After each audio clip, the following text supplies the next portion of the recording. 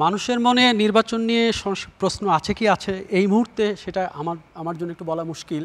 কারণ আমি উল্টোভাবে দেখছি যে রাজনৈতিক দলগুলো আগের চাইতে তুলনামূলক প্রক্রিয়াগতভাবে নির্বাচনে এনগেজ হওয়ার প্রসেসের মধ্যে আছে।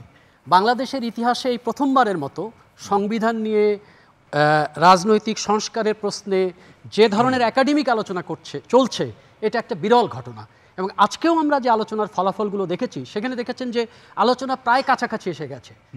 হ্যাঁ, এবং যারা আলোচনা কন্ডাক্ট করছেন সরকার তারাও এনসিসির নাম পরিবর্তন করছে রাজনৈতিক দলগুলোর কাছে অধিকতর গ্রহণযোগ্যতার জন্য। এবং আজকের আলোচনাকে তো আমার খুবই একাডেমিক মনে হয়েছে, আমি ঠিক এই সংশয় এই মুহূর্তে দেখছি না।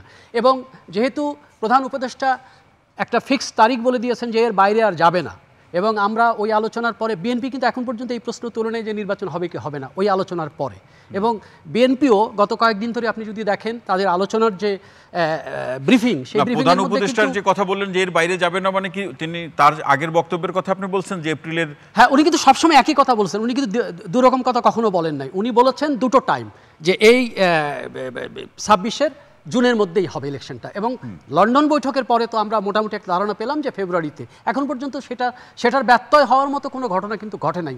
বরং সেটাকে কার্যকর করার জন্য যে রাজনৈতিক আলোচনা দরকার, যে সমস্ত সংস্কারের প্রশ্ন, সেই আলোচনাগুলো চলছে এবং এই আলোচনা কিন্তু খুব হেলদি হচ্ছে। আজকেও আপনি যদি পলিটিশিয়ানদের বডি ল্যাঙ্গুয়েজ দেখেন, আমি তো মনে করি খুবই, একজন নাগরিক হিসেবে আমার কাছে এটা খুবই ইতিবাচক মনে হয়েছে।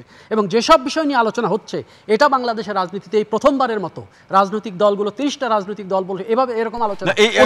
আপনি যতটা বলেছেন যে আলোচনাগুলো ফলপ্রসূ হোক এবং যারাই ক্ষমতা আসবে জনসমর্থনে, জনগণের রায়, তারা সেটা বাস্তবায়ন করুক। কিন্তু এই প্রশ্নটা ওঠার পিছনে আরেকটি কারণ হলো যে এখন পর্যন্ত সরকারের সাথে নির্বাচন কমিশনের কোনো বৈঠক হয় না। নির্বাচনের সেটা তো ধরেন খুবই, যদিও আপনি বলবেন যে সময় আছে, কিন্তু আপনাকে খেয়াল রাখতে হবে যখন আমাদের এখানে নির্বাচন ব্যাহত হয়েছে রাজনৈতিক দলগুলো এবং তাদের প্রাতিষ্ঠানিক ব্যর্থতার ফলে। এখানে রাজনৈতিক দলগুলো যখন ফেল করেছে, পরস্পরের বিরুদ্ধে সহিংস হয়েছে, পরস্পরের বিরুদ্ধে এক জায়গায় আসতে পারে নাই, ঐক্যমতে আসতে পারে নাই, তখন কিন্তু এরকম 111 ঘটেছে।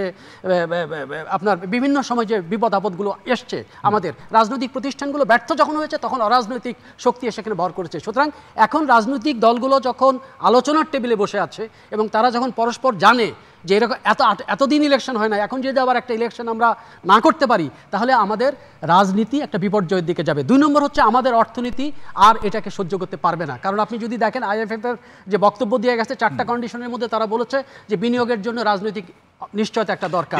আমাদের এখন শুধু আমাদের এদিকে না, আপনি যদি আমাদের কর্মসংস্থান দেখেন, আমাদের প্রবাসে লোক পাঠানোর রেট দেখেন, সবকিছুই কিন্তু ডিক্লাইনিং। সুতরাং এখন আমাদের রাজনৈতিক একটা সরকার দরকার, নির্বাচন একটা দরকার। এই সরকারের পক্ষে যে শাসন আমরা দেখছি, এই সরকারের পক্ষে নির্বাচনকে বিলম্বিত করে অন্য কিছু করার মতো শক্তিমত্তা এবং রাজনৈতিক নেটওয়ার্কিং তাদের নাই। সুতরাং রাজনৈতিক সরকারই আমাদের আসতে হবে এবং এটা আমার ধারণা যে নির্ধারিত সময়ে নির্বাচন।